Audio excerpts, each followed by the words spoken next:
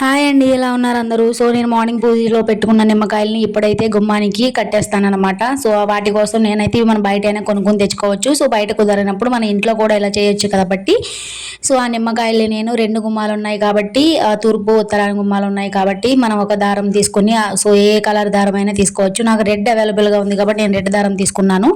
దానికి పచ్చిమిర్చి అండ్ నిమ్మకాయలు గుచ్చాను. ఒక గుమ్మానికి అయితే 3 నిమ్మకాయలు వచ్చినాయి, ఒక గుమ్మానికి 2 వచ్చినాయి అనమాట.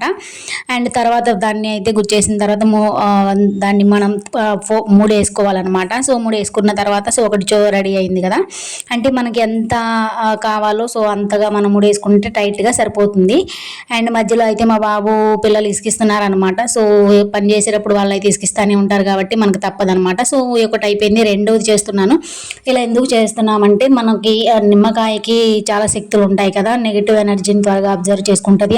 అంటే మనకి కొంచెం ఏదైనా నలతగా అనిపించిన, దిష్టి తగిలింది అనిపించిన సో అలాంటప్పుడు జనరల్గా ఇలా మన ఇంటి గుమ్మానికి మన నిమ్మకాయలు కనుక కట్టుకుంటే ఆ నెగిటివ్ ఎనర్జీ మన ఇంట్లోకి రాకుండా కాపాడుతుంది అనమాట.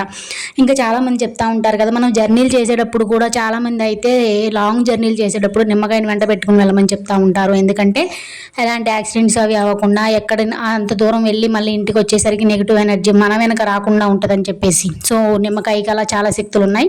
సో ఇలా అయితే 2 కట్టేశాను, ఒకటి తూర్పు కట్టాను. అండ్ నాకు ఒక డౌట్ అండి, మీకు తెలిసిన వాళ్ళు ఎవరైనా ఈశాన్యంలో దిష్టి కోసం నిమ్మకాయల్ని కట్టొచ్చా లేదో కామెంట్ చేయండి. వీడియో నచ్చితే లైక్ చేయండి, సబ్స్క్రైబ్ చేసుకోండి.